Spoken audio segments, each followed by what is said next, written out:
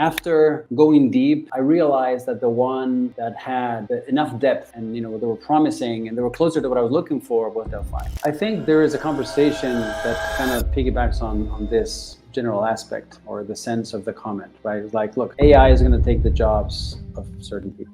But imagine someone like Taylor Swift, arguably the most famous. If she were to have a clone and said, okay, you can hear me sing directly to you, where I mention your name in the song, and you can access me 24 hours a day. And I can even sing to you in your language, but it's going to sound like me. It's going to look like me.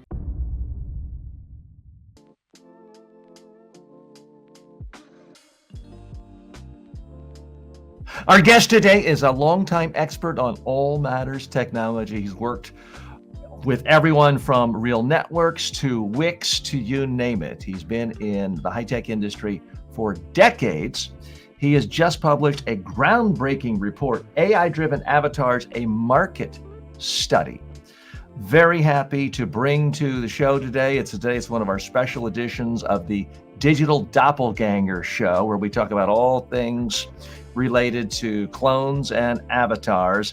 My special guest today is Jose Larrucea. Jose, thanks for joining us today. He is head of Economy, which is, yes, a combination of economy and clones. Jose, thanks for joining us today. Thank you so much, TJ. It's a pleasure to be here with you guys today. Very, very thrilled. So what got you excited about digital clones? You've been in the digital space for decades. You've worked with everyone from Wix to real networks. You've worked all over the world. You've worked with startups. You've worked with big companies. Why did you get excited about digital clones? It's an interesting question. And I think, people like you who've been in it, right? And from the beginning, you'll understand. I think the clones, the digital interactive clones, they bring the potential in nowadays that the internet promised back in the 90s, right? It's really the scale to many things, right? And I think, in the study, you'll see verticals from education to business to, tutoring to basically anything that shares wisdom, right? And today there are obviously limitations, and through the clones, you can just break those limits. And I think that's once in a lifetime that is happening right now. It is very exciting to me. Now, I know you not only write about it, talk about it, you have your own clone, and we'll talk to your clone later on in the program. But first, let's let people take a look at this new report. It's AI-Driven Avatars, a Market Study. Now, this isn't something just slapped together with AI and a couple of bullet points and a PowerPoint thing. This is 88 pages of content. If people want to get it, we're going to link to it. And we can, my colleague Ben, our producer, will post the link in the comments. We'll also post it in the show notes for people who want to get this study. It's coming in, it's filtering in right now, as well as Jose's bio.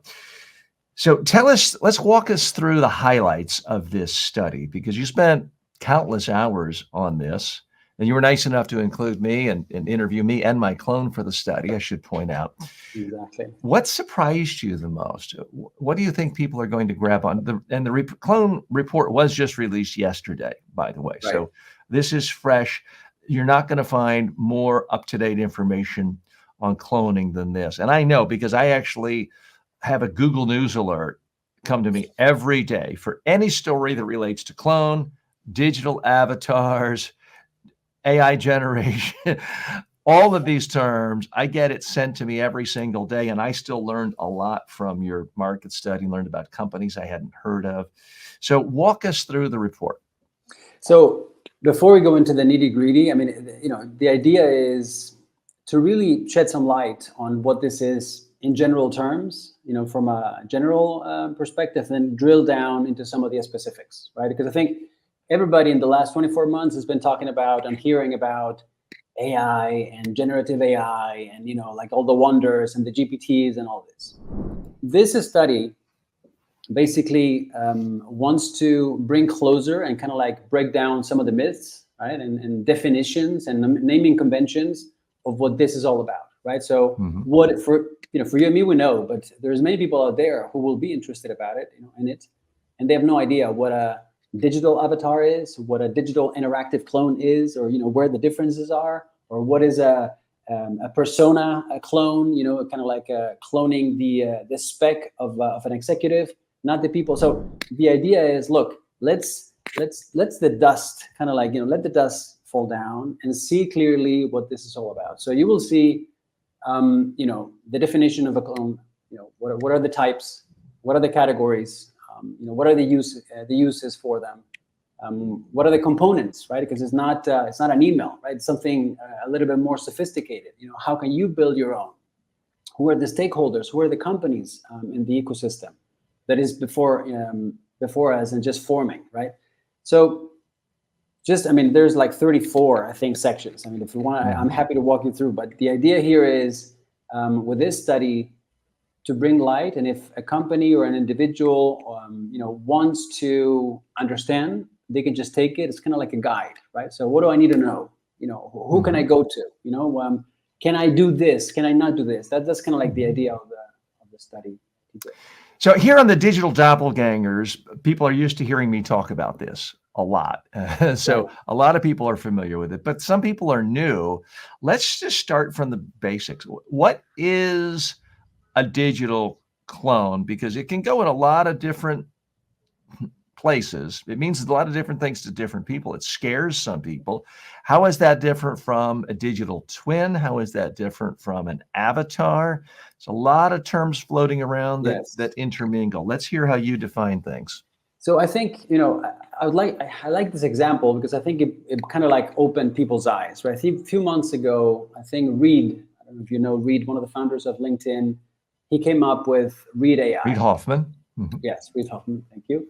And basically it was like a wow moment, right? He was chatting with them, and at the end, if you were curious, you would learn that it was something different, from what it actually showed, right? But it and really for people who didn't see it, he interviewed himself, what looked like a real-time conversation. Frankly, what I do all the time here on this show, he did it, but in the fine print, you found out, no, it was all edited together and sort of stitched together with a whole team of people. It wasn't a real conversation, but it did open people's eyes to the potential. So the concept, what he did, illustrating, was the concept that it was, coming to fruition. And this is what we see today, and that some companies are doing. So a digital clone or a digital avatar, generically speaking, I would say is the representation of a person, a human person like you and me, in the video format, right? And then this is like the baseline. Now, what can this video do? And this is when it starts to get sophisticated in different ways. One is, you will see companies like HeyGen, Synthesia, and a bunch of others that basically record you, they put you in, and then you can prompt the video, the avatar, to say things, right? And then you can do speeches and explanations about things and concept and trainings and all these things, right? That's one thing. But it's not simultaneous, interactively speaking, right? Something that you put the thing and then the kind of guy goes, right?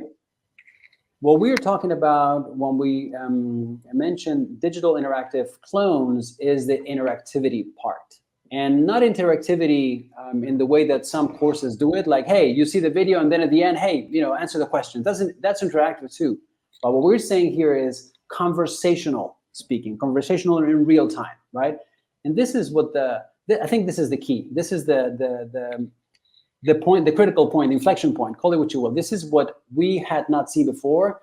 We saw it when Reid did it, although it was not, let's say, truthful, but there are companies right now doing it. And I think this is what what a real digital interactive clone is. The representation of a person, a human, right? In a conversational method on video to exchange information, and in some cases, transactional, let's say, capabilities, right? I don't know if you have anything. Look, I got to be honest. I say either way. It depends. If I have my my American twang, I would say economy. Kind of like economy. Okay. If I go into it's like no, it's not economy. It's economy. At the end, it doesn't matter. It's economy. It's you say fast either way. Either way. Yeah. Now you just mentioned America. We should point out you're based in Brazil, in South America. Yes. And a lot of us Americans, we get into this sort of nasty habit where we think of, well, all technology people are either in Northern California or at least in the United States, and everyone else in the world is just taking our stuff as we hand it to them. How have you survived, thrived as someone in the technology industry in other parts of the world? And do you perceive bias sometimes from ugly Americans like us? I lived in the States in a few lives before. I was a young kid, 17-year-old at the time. So I don't know. It has a very nice place in my heart, So I have good American friends. So I don't. It's difficult for me to see bias, right? So that's okay.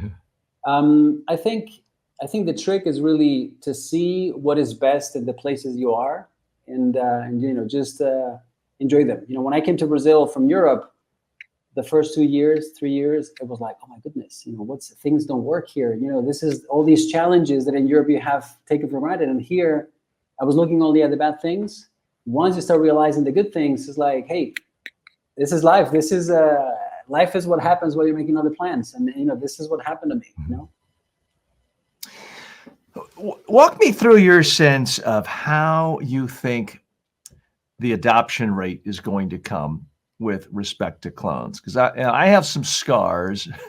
I started doing online training back in 1998. And I thought, wow, I'm going to be first to market. And when you're first to market, that's great. Well, no, when you're first to market, quite often you become roadkill. Mark Zuckerberg's Facebook is what, the 12th or 13th venture-funded social media network. The VHS was not as good as beta, but it beat beta as a format. So I found it took me like 15 years of losing money with online training, video online training, before it really took off and became profitable. So there's here's where I'm torn. The part of me says, okay, TJ, yeah, that happened with online training and people getting used to it and comfortable with it. But times are different now because everything happens faster with AI. ChatGPT got 100 million users in 3 months. It took Facebook 5 years. A part of me is very optimistic, but there's another part of me that says, this thing is so different that it's going to take even longer for people to get their head around it. Because at least with an online video course, there were previous iterations of that. You could watch an online course on a TV channel, a public TV channel. You could get a DVD. You could get a VHS video course. Those have been around for decades. So at least people realize, oh, it's kind of like that, but just in a different format. The concept of a truly interactive video-based clone, I find, kind of blows people's minds and they can't quite grasp it. Now, if they get in and use it and experience it, yes. But there's a part of me that worries that, I'm going to be beating the drums for 19 years this time before it really takes off. Where do you fall on that divide? I'm an optimist. I really like to see technology in general, right, as an enhancer of people's lives, and I think that's been true throughout all my career. I agree with you. I think there's a lot of ingredients, right, and let's say a reference that gets us today, right, and where we are. There's the pandemic. You mentioned in some of your previous comments. It kind of helped us go digital, right, and I think, if I can tap a little bit into my own experience when I was doing AI here in Latin America, different to the other regions, you need to start with a pain point, I brought products that in the US would be focused on entertainment. It's like, hey, let's organize faces on videos and, see who's there and, get the story about the actor or whatever.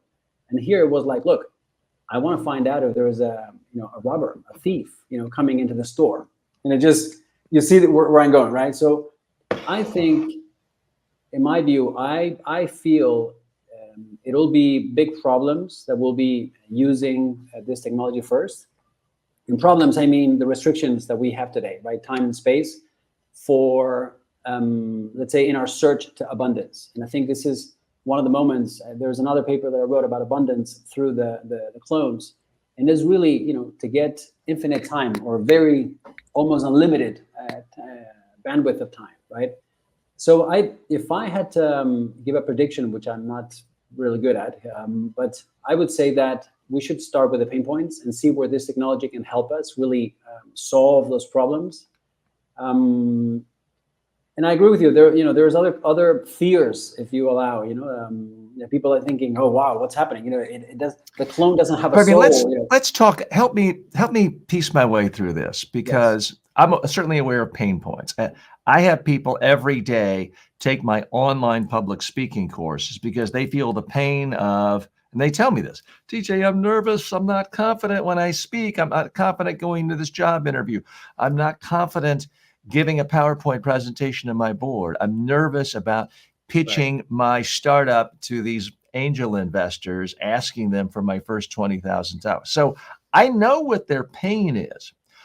Right now, they either wing it and do a so-so job or a poor job, and they just tough it out, or they take one of my online courses, and that helps some, although typically they don't really practice enough, and they don't record themselves and see feedback, or a tiny, tiny, tiny, less than 0.01% will hire me for a day and fly to me or fly me to them. And then they get great results, but that's too expensive, and there's just not time for the vast majority of the world. So I know what the time is.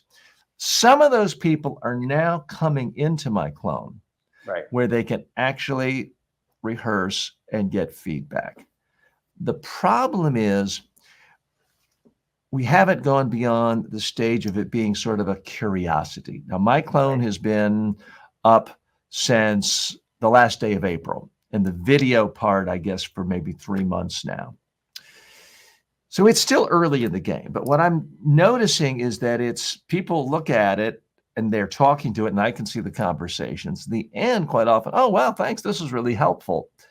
But they don't come back. They're not building a relationship with the clone coach as a useful tool, the way they might be with a personal trainer, where they got to drive across town, change clothes, get into a gym, and have that coach say, all right, TJ, get on the floor and give me 20 push-ups. People are still more comfortable with that, even though there's all those hurdles of driving across town, parking, changing clothes to work with that kind of a coach. Here's a coach online that's available 24/7 in any language, in many cases at no cost. And people, I find, are often trying it just once. So your thoughts on what is it going to take for this to go beyond a mere curiosity? So I think you touch on a few good points. Today, the alternative is still, I would say, affordable. Yeah, and in a way, it's like, look, I want to get the real thing, so I'm gonna go through all this, right? There is an interesting example in the study that talks about education, right? And I went into the numbers because I think this is a huge pain point that we as a humanity have. Education across the globe. There's about 93.7 million teachers worldwide. You say, okay, you do the math, 8 billion people, kind of, okay, more or less, the range of needing education. But at the end, it turns out that there's about 40 million teachers missing, right? So there's people who don't have either or, right? They cannot go across the street or across town, they cannot. So when a solution like this will be put in front of them, this will be the best alternative for them. So I think if I take this example and put it in the case that you mentioned, maybe your hour needs to be time X or 100X, in real life, so that they will say, okay, what is the next best option? And I'm just exaggerating. I'm just kind of like pushing it, to the stretch to see. Maybe, hopefully, we don't have to go that far, because other drivers will come in. The adoption. I think the platforms have a role to play.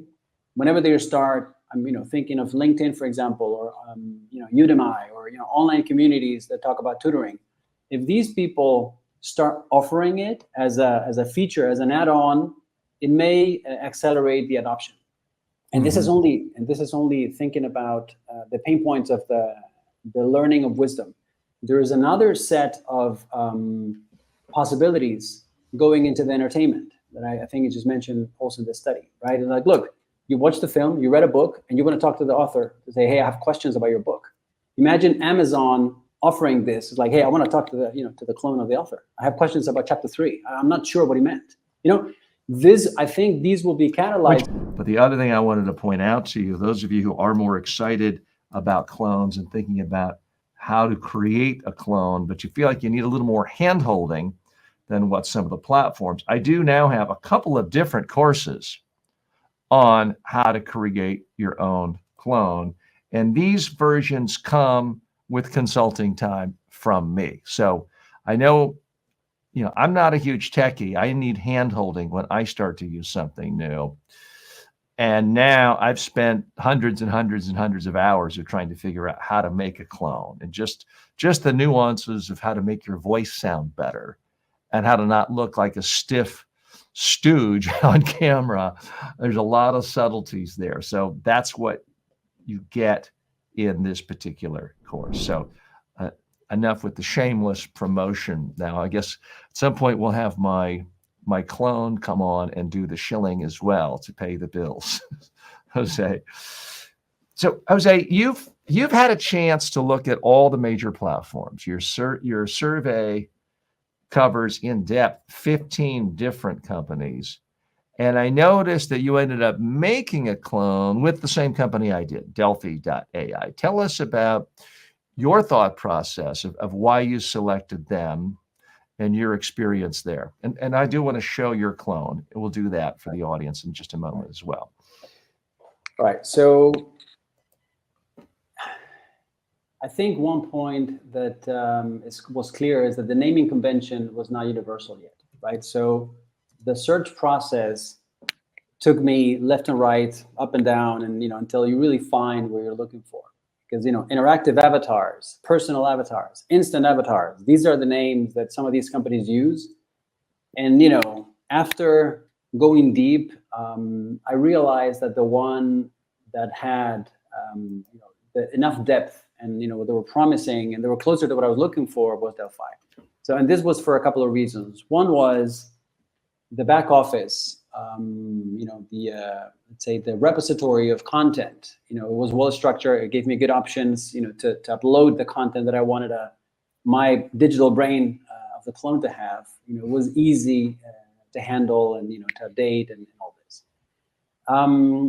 The others, it was not, I think there was a few that do offer the interactive clone as the one that Delphi does, but it was, I think we mentioned it yesterday in our conversation. It was like the initial date when ChatGPT came. It was quite general in a way. It did the job, but it was quite general. So you couldn't really drill down into the type of content that you wanted your clone to have, right? So this was a bit tricky. So I think at the end, there was a platform product. There's another aspect that was support. I think support in general, the guy said, hey, Jen, do a fantastic job. They're quite quick. What struck me in Delphi was the personal people. I got emails from Sam, from Dara, like, hey, talking about support. And these are the co-founders, the founders and co-founders of the company. And full disclosure, so I do use Delphi for my clone. I do use them as the reference point in my books about clones, but it's not that we're not founders, we're not owners, we're not investors in it. It just happened to be, I couldn't find any other one that really did what I wanted to do as well, which to me, it's all about the interactivity. There's so many companies out there creating clones where you have to type in a speech or a script. To me, that's just completely uninteresting. By the time I type a speech, it's much faster for me just to hit record. So for me, that's a complete waste of time. What I like is the ability for the interactivity, so that someone at 3 a.m. when I'm asleep can call and ask me questions about personal development or habits or focus or communication skills. And much more than ask questions, go into a live coaching session where my clone if they want to prepare for a job interview, can actually interview them for the job. Record it, give them feedback. That to me is what is hugely valuable, because that's why coaches get paid the big bucks in the real world. Someone who has theories about basketball can write a book and maybe no one buys it. But if you can actually coach someone, a team, to win a world championship, you're going to get paid $20 million a year. Coaching is valued in every culture. Simply answering questions, you get that for free for years on Google, Quora, Wikipedia. So I don't see the value in just having a stock answer for something. It's got to be interactive, because that gives the power to the user. That's my theory, and I know I'm preaching to the choir with you, but it does seem as though that gets lost. We have a couple of comments that go in. I didn't want to ignore them. Mary says people worry about the avatar is a threat to humans. How you guys can explain the benefits of using a clone? So, Barb, apologies if we messed that up. Let's deal with Mary's question, that people see this as a real threat to humanity. And I can't remember if you and I talked about this, but when the CEO of Delphi went on Fox Business News 6 weeks ago or so, I thought it was a pretty positive interview, straightforward interview. The host interviewed the clone, they interviewed the CEO, demonstrated it pretty well. And then I looked at the comments the next day, and there were 3,500 comments. 3,499 were all negative. They were all saying things like, these clones are a sign of the devil. This is the sign of the apocalypse. This person should be in prison. This person should be in jail. I hope these people are put out. I mean, it was brutal in the negativity. Right.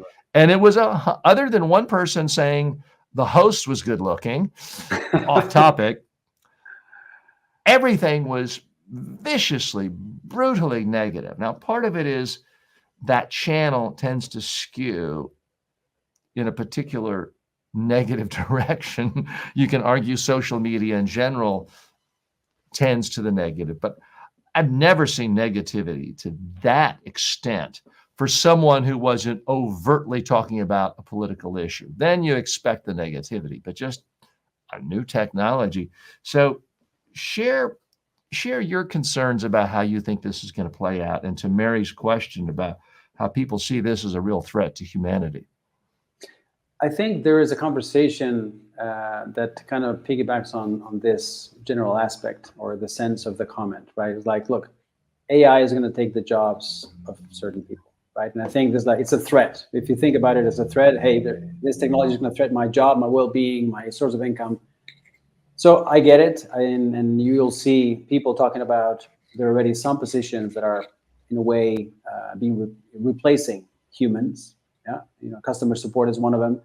I think we're at a moment where change is happening, and I think people need to get educated about the possibilities of AI, and also understand the myths. Right? I think there is a marriage in between humans and the use of technology that I think will make us stronger and bigger. Right? Mm-hmm. Threat, I think it's how can I say? I think it's too big of a word without context. TJ, I don't know if you want to put a little bit of a threat to humans. Is it what is it? We're far away from the Skynet still, mm-hmm. right?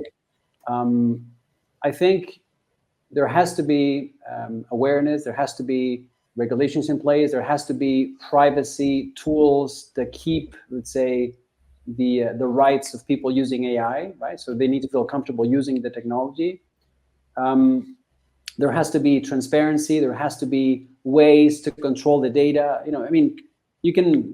There's a Privacy Act happening in Europe. There was a GDPR before, LGPD in Brazil. There's many things that are taking place, right? So I think if somebody's saying it's a threat without context, I would say we need to ground the comment, to be able to respond properly, because otherwise we're just going to be, I think we're just, And I would say all technology is always a threat to people who don't adapt. I mean, there were 400,000 telephone operators in the United States in 1960.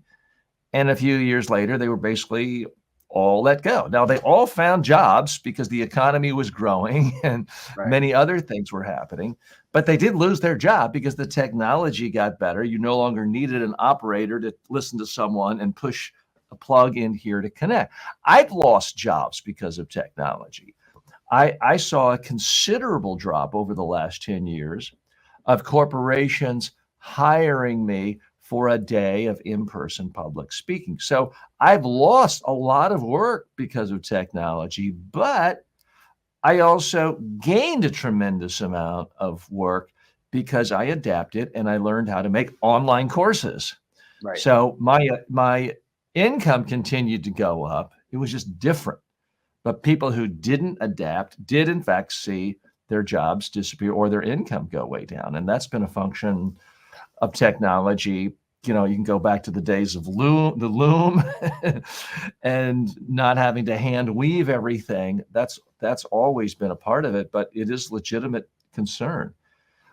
And we should point out, what we're talking about here are digital clones. Now, in theory, as robotics get better, as 3D printing gets better, again, I'm not making any predictions. This may be 100 years out, but at some point you could push a button and something that looks exactly 3D like Jose or TJ pops out and talks like us and thinks like us. Then we got some big issues to deal with. But right now we're just talking about something that would show up on a screen. Exactly. So I think that is a little bit less scary. Jose, I want to give people a chance to experience your clone. So let's take a look at it right here and talk to your clone a minute. And people who want to experience it, they can access. Can they access this on Economy, or should they go to, I forgot which website should they go to access your clone? Right. So they can go directly to delphi.ai/Jose, or they can go to simply jose.chat. That will take them to. And I have it on Russian, but don't ask why. I'm going to switch to English, and we're going to start the call.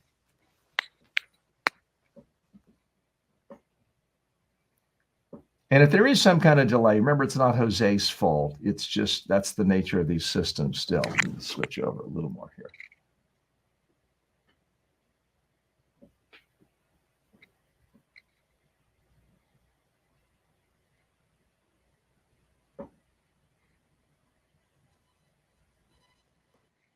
Hey, how are you? This is Jose's clone. How can I help you? Hi, Jose. You're looking good today. Wondered if you could give me your top 10 predictions on how cloning technology is going to take off in the business world in the next 3 years.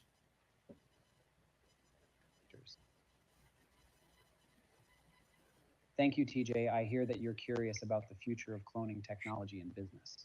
Here are some predictions. First, we'll see a surge in personalized customer service through digital clones, enhancing user experiences. Second, clones will become integral in training and development, offering tailored learning paths. Third, expect a rise in virtual influencers, where clones represent brands. Fourth, executive clones will handle routine tasks, freeing leaders for strategic thinking. Fifth, clones will facilitate global collaboration, breaking language barriers. Sixth, they'll provide real-time data analysis, improving decision-making. Seventh, clones will democratize access to expertise, making mentorship widely available. Eighth, they'll revolutionize content creation, producing personalized media. Ninth, expect ethical debates around privacy and authenticity. Finally, clones will drive innovation, pushing boundaries in various industries. These advancements promise a transformative impact on business landscapes.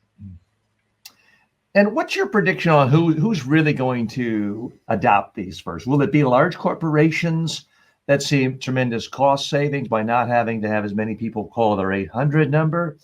Will it be the subject matter experts and the people that Delphi, for example, is going after? Who's really going to embrace this and use it in the most profound way in, say, the next 12 months? I hear that you're curious about who will be Wallsack. I hear that you're curious about the profound adopters of digital clones in the next 12 months. Yes. Large corporations. You think large corporations? I hear that you're interested in. Okay, so this happens to my clone too. So we're not blaming Jose for that, but I thought the first couple of answers were fantastic. And I don't know about you. Someone asked me to list top 10. I'll start listing things, but I'm not going to remember, am I at 8 or 9 or 10? So I do like the way it can sort of instantly do exactly the number you want. And at least in my case, the clone does a better job of answering than I do. It's not worse. It's not the same. It's actually superior at sometimes. So what are your thoughts on what we just saw? Well, I think there's a couple of, I think I agree with you. Look, this is because you're doing this at, my time is 10:50, but you could do this at 3 a.m., right? And he will just wake up nice and sharp and he will tell you probably the same narrative, in a very structured way, in the same conditions, right? So this is a 24/7 resource, right? I think, as we all saw, there is still room for improvement, right? Whether that can be the quality of the video, the language, the breakups. There are things that I think technology will enhance it and will get better. I personally think this is it's becoming, in a way, providing access to infinite resources of information. And I think we didn't have this before at scale, right? So I think somebody with the right mind, enabling technology like this to provide good, I think this is a fantastic tool. What do you think?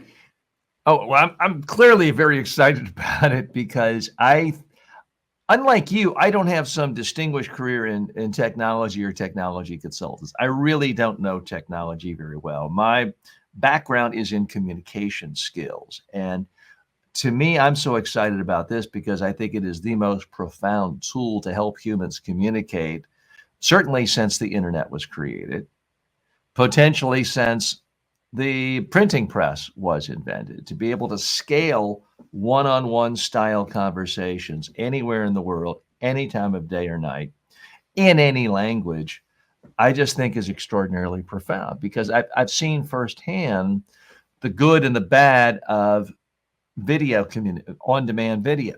Now, look, on-demand video has been very good for me. I have 2 million online students. It's paid for a very nice lifestyle. So I don't want to sound like it's the worst thing in the world. It's been great for me, but there are extreme limitations with communicating with a recorded video because it's one way. It's what I want to say, and here's my agenda, and you have to listen to me. And then you've got to either fast forward to the part where you want, or you got to look through a whole table of contents. And it's a very passive experience for 99.9% of my students. Whereas if I'm working with someone in person, one-on-one, it's supremely interactive. Everything is about them in person. If I'm working with someone through a live Zoom training, it's completely interactive. It's one-on-one. It's not me coming and giving a speech. It's we hop right into them giving a speech, recording it, critique, feedback, try again. And we do that 10, 12 times in a day, whether it's media training or presentation skills training. So what I'm so excited about with the cloning technology is it gets me back to where I started in my training business, which is truly one-on-one style, completely interactive training that's not about me giving speeches and lectures, although I love to do that. It's about being 100% focused on helping that person transform some skill to make their life much better. So that's what I see the power of these clones doing and why I'm so excited about it. I think I couldn't agree more. I think your case really is around condition, right? It can fully embrace what this technology can do. I think there is an aspect, that when we talk about all the positive, we tend to not say right now, and it's something that for big corporations and individuals to adhere to this is the financial part, right? These technologies are not as cheap as getting a private email, right? They come with some costs, and if you want to apply them into your business, you need to make sure that the unit economics work for you, right? Mhm. So I think once, it needs to be taken into consideration, because it's not free, it's not infinite, right? You have some limitations depending on the packages that you buy. But I think this needs to be part of the equation to really Yeah. take the full advantage of the potential. Now, you did in your survey, let's give a brief plug again for your survey. And I know, someone like Barb who's watching would absolutely love to study this survey, Barb. So if you haven't gotten this, we've posted a link in the comments. This is it's an 88-page survey, tremendous research that Jose conducted, the AI-driven avatars market study. And in this, you talk about various pricing things. Now, the history of pricing in technology is always that the early adopters pay a lot.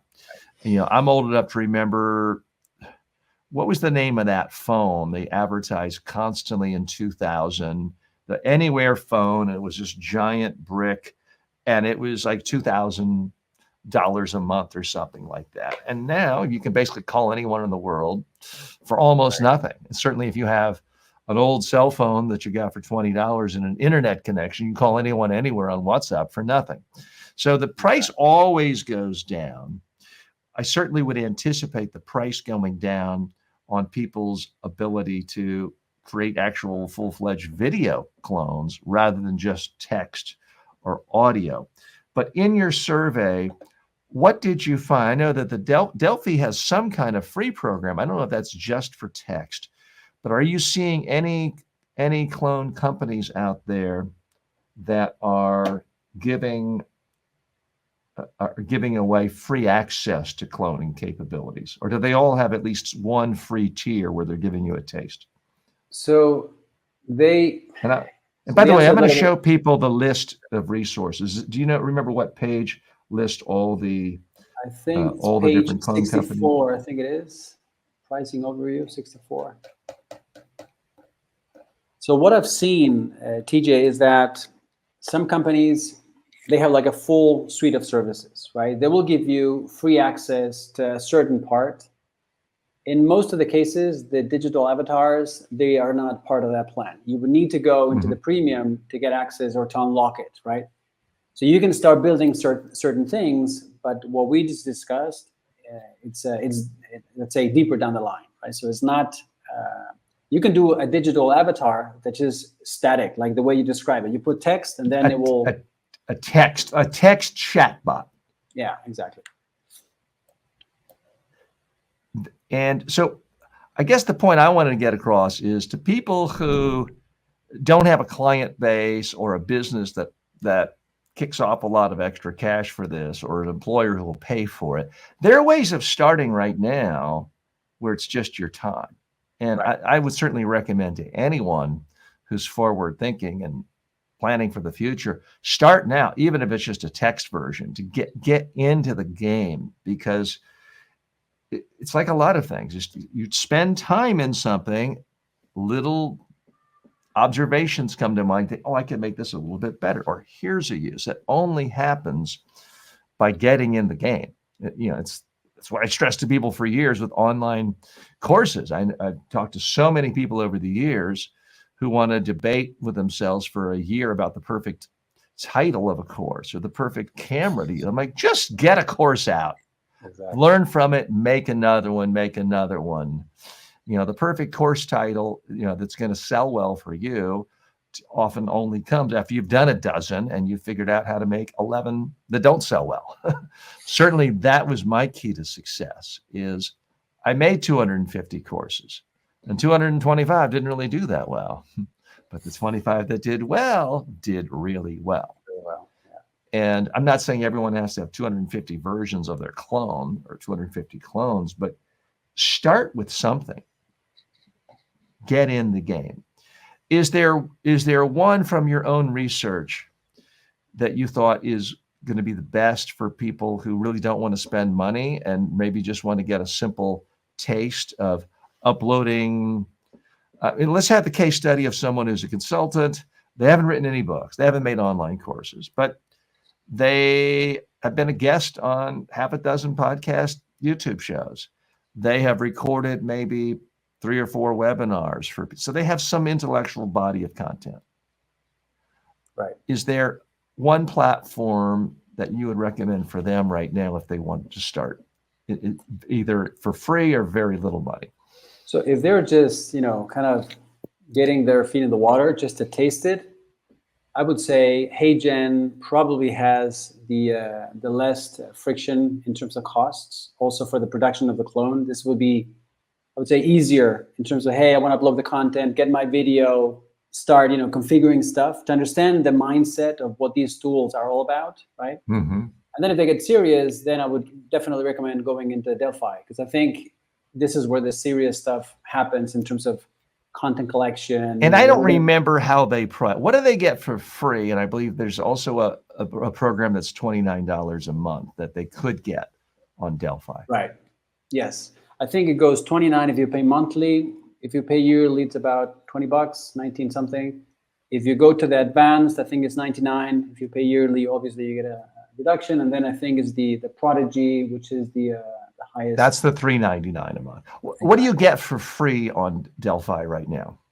So I've checked it, and in the past they advertised it, but it wouldn't give in. At least I couldn't find it. I didn't get anything for free. Okay, so that would be a coming soon.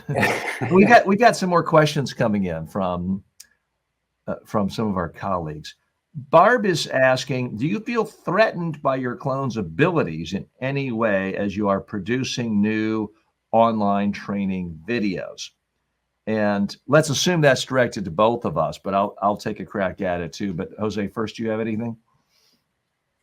Oh, well, I'm not, I think you can answer this better. Okay, and also Barb says, I've been browsing Jose's AI-driven avatars market study while listening. Excellent work. So I knew Barb would like that report, and I've passed it on to a number of people as well. So it really is in depth, because this is something I study every day, and I learned a lot. So that's great. So Barb wants to know if I feel threatened. I mean, I feel liberated in a sense, because it's giving me more power. Now, I have some new courses. I have one in particular where it's entirely my clone teaching. And I'm a little apprehensive, like, is this going to get trashed by people? Is this going to get horrible reviews? I was very careful to let people know this is taught by a clone. I let people know right at the beginning. So I'm not trying to fool them. And the course is very inexpensive. I mean, people typically, most of the time, they're paying $10. In some countries, they may be paying $5. And it has a lot of good content. So I used my clone so here's what I did, and I think people are going to do more of this. I did not just go to ChatGPT and say, write a course for me. I went to my own GPT, different from my clone on Delphi. I created a GPT. For $20 a month, you get in their program, you can create your own GPT. So I uploaded not 12,000 videos and books and podcasts, but I did upload my books, text documents into a clone, a GPT clone, just text-based. And then I asked my clone to come up with an outline for the course. And then I asked it to go ahead and write a script. Now it's pulling from my words, from my expertise. And then once I got a script, I then put it into my clone and said, make a video out of it. And it comes out pretty much perfect. And then I cut and paste and uploaded that. So did it really save me time? I'm not sure. It was more of an experiment I wanted to try. But I'm also in partnership with other creators where we have things entirely AI generated. Here's Barb, to answer your question more thoroughly. I think in the short term, and I don't know if that means 6 months or 47 years. In the short term, for people who are willing to learn, they don't even have to be tech geniuses. As Barb and others have heard me say, I'm a tech moron. I don't know what a gigabyte is, a Python. My brain doesn't process tech jargon like that. I think in the short run, for people like me, willing to read, type, and click, we will be able to use AI technology, generative AI, cloning technology in a way that will help us, help our careers, help our income, help us economically a lot. In the long term, again, when general artificial intelligence comes out, when it's so good, at some point, we're going to get to the point where a general AI is going to give such better advice than I would, or Jose, or anyone else, that it does become irrelevant. And there's not a lot of added value. And if someone could get coaching and critiquing 1,000 times better than what I can do, and for free by just going to one website, then I think it does put us out of business. But I think that is likely going to be many years. But could it be 3 years? Could it be 33 years? I don't really know. Ray Kurzweil, the author of The Singularity is Nearer, I mean, he's predicting that could be 2028, I think. So it might not be that far away. Barb also writes, I'm impressed by the quality of delivery from your clone. TJ, as you know, I listen to more Udemy courses than watch them. I glance at the screen for stats and demonstrations, but that's about it. Well, Barb, thanks for those comments. Our special guest today is the head of Economy. Let's show your website again for people who want to know more about what you do. It's Economy. It's just like it sounds. It's Economy and Clone together. ECLONOMY.com. For those of you listening on the podcast, we put the link in the show notes as well. For people watching live with us today on social media or on demand, you'll see that in the description and the comments and the show notes as well. Jose, tell us more about Economy. We do have a lot of people who watch this and listen to this who are always excited about what's new, how to help people, the intersection of technology and consulting and communication. Where do you see the biggest opportunities? I mean, what would be your advice to someone who is already, let's say, a technology consultant, and they want to get into this? Where are the business opportunities, and where do you see your own business evolving over the next 18 months? So I think that's a good question. I think there's opportunities where, in general, like I said from the beginning, it depends on the region. But I think, from my perspective, solving pain points. And I think. Sorry, just got interrupted here. You sound good. I'm hearing you fine. Okay, it's just another call got in. This is the problem of the multi-connectivity, TJ. So I think. Well, let's make that a learning moment, because I'm breaking my own rules. I always tell people, you're doing a podcast, you're doing an interview, a media interview, don't put your phone on silent. Literally turn it off. And I broke my own rules. So I'm not chastising you, I'm chastising myself. So I'm going to do that right now. So I'm going to literally power off. Now I know I can give you 100% attention. Please continue. Right. So I'm going to take the last word you said, attention. This is where this is what it's all about, right? To get people's attention. And I think individuals and companies using this technology to fulfill people's attention, this is in general where we're at, right? I think, and this can be transposed into platforms for online education, platforms like LinkedIn, where people basically, it's like a vitrine of their services.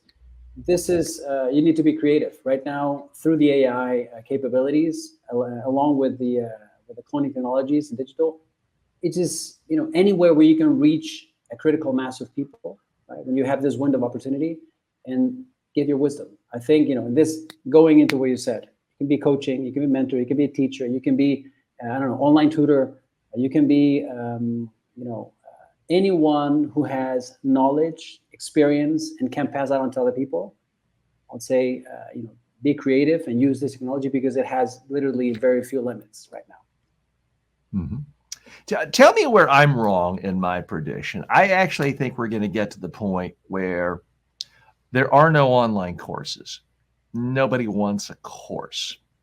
That things ultimately shift exclusively to a coach, a digital clone coaching. And right now, that's clearly not the case. People come in every single day to my online courses and buy it. And Udemy has millions and millions of students. So clearly people still like the idea of courses. But think of the number one soccer team in Brazil. They don't send the players to an online course on how to kick better. They don't sign people up and we're going to go to this course today on how to block the goal. No, they hire a really good, expensive coach whose everything is 100% interactive with the players. They don't sign up their players for classes or courses on how to be better soccer players because the stakes are high and there's money there. So get the best. I think the reason people take online courses and in-person courses and workshops is it's more efficient and it's more of a cost savings than hiring a one-on-one coach. But if you eliminate the problem of cost, why wouldn't everyone want a personalized coach? Steve Jobs famously talked about how Alexander the Great, he didn't go to school room with 20 other children. He just hired Aristotle to come and tutor him every day because he could afford it.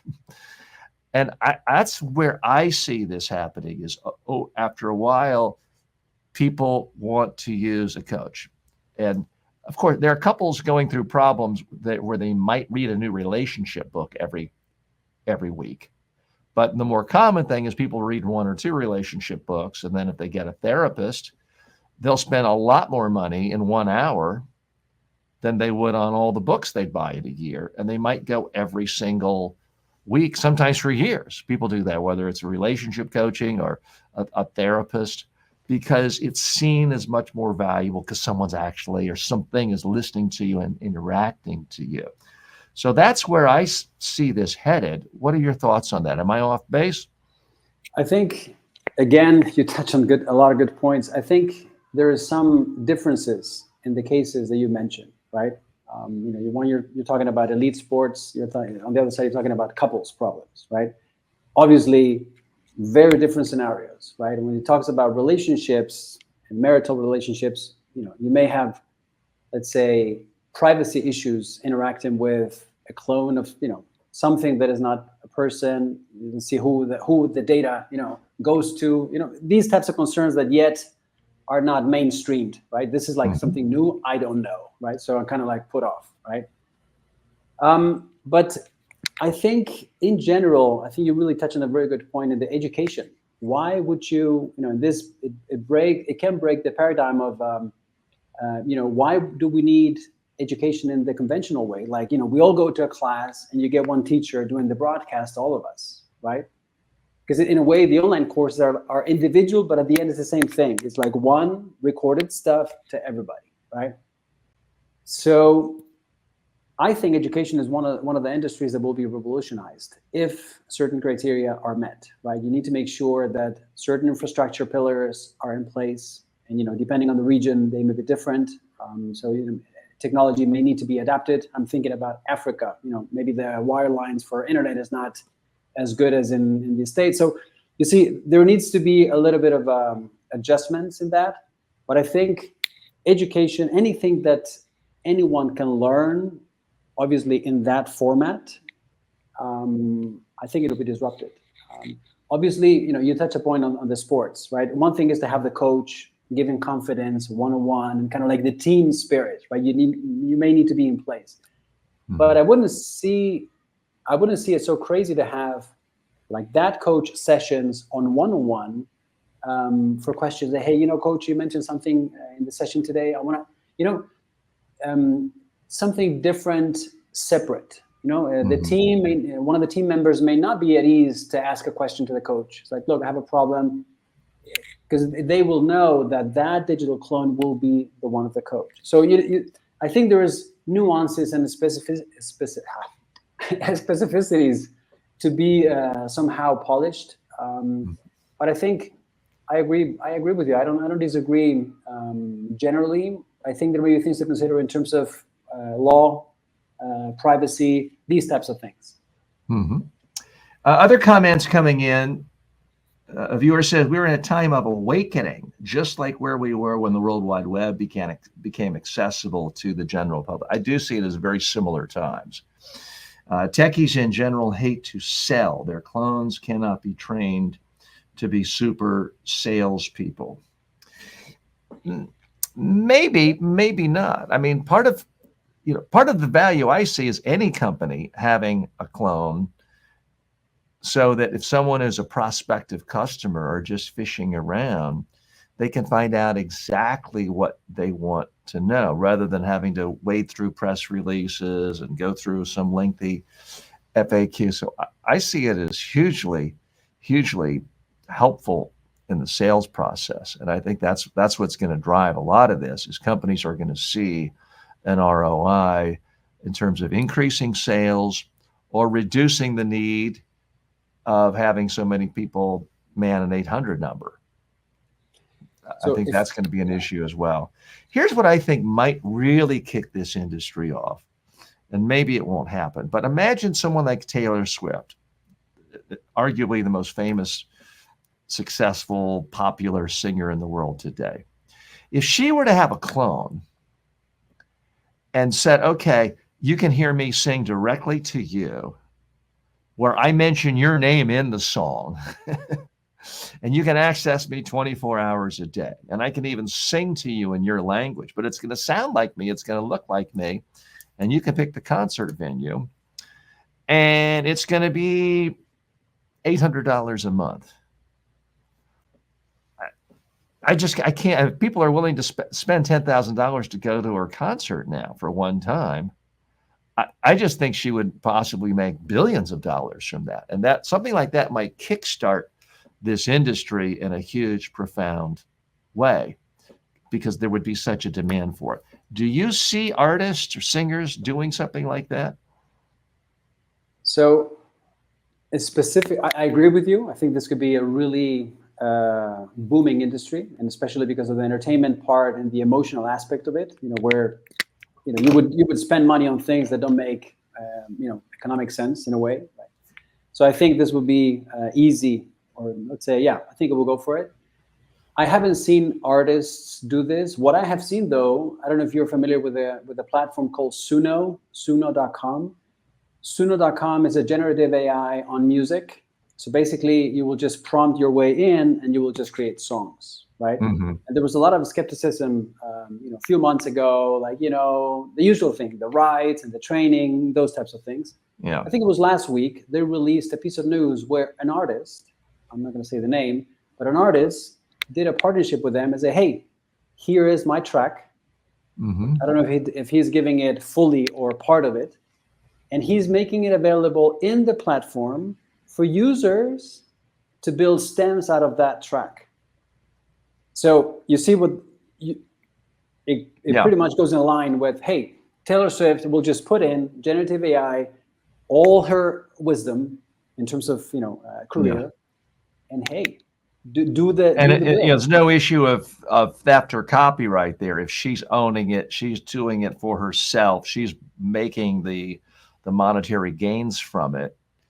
It's there's no copyright issues at that point, presumably. Although I guess if she's making one song, I mean, my daughter, for example, is a huge Taylor Swift fan. So if Taylor's now changed the lyrics to say, and Rossa, you're the greatest, I guess there's still a copyright issue of her downloading that, putting that on Spotify somewhere and monetizing it illegal. There's always some way of cheating.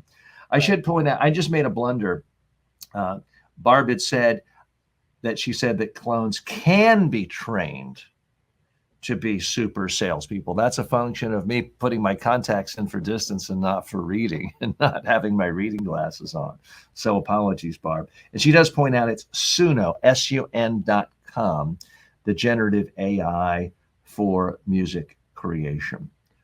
Jose, we're about at the end of our time. I wanted to, again, spotlight for people who want to know more about you. They should go to economy.com. And they also, if they're at all interested in learning really exactly what's going on in the whole industry, they should download your market study. So I've read it now twice. And there's so many nuggets there. There's details, extensive table of contents. I want to stress, this is not something that was just thrown away, thrown together in an hour and a half of giving a few prompts to ChatGPT. By the way, how many hours did you spend creating this? Hours is difficult to say. I would say 2 to 3 weeks. It's just extensive time. And I thought I knew everyone. By the way, interesting that you did that. I think it was smart. You gave credits to you because you did most of the research, but you also have your own GPT, and you also give credit to your clone. I think that's transparent and smart and interesting all together. And it's for people who don't know that much about the AI clone avatar industry, they're going to learn a lot. It'll get them not only up to speed, but you're basically an expert on this industry because it's such a brand new, it's in its infancy. So by reading this report, you're sort of automatically in the know and can position yourself as an expert. I'm going through this quickly, not expecting everyone to read it, but I do want to give you a sense of how comprehensive it is and the fact that he really goes into the weeds. Synthesia, he talks about, Heygen, the deep brain, Veed, Colossian, which is one I've spent some time there. I've been to most of these websites, Hour One in Video, Unique, but some of them I haven't. Coachbox, you talk about some that have raised tens of millions of dollars and others that have just bootstrapped. Right. So it's all over the net. Synthesia has raised $155 million. Others, like Coachbox, I think essentially they're not publicly disclosing, but I think they're basically bootstrapping. So you see everything in between, and you're able to get their head count, which I found very interesting. I had no idea that Synthesia had that many people working on it. And I didn't know Synthesis only had 4. I thought they were a much smaller company. So a lot of great information there, and we appreciate it. I'm TJ Walker. This has been the Digital Doppelganger section, or aspect of the TJ Walker Success Show today. Appreciate all of you joining us.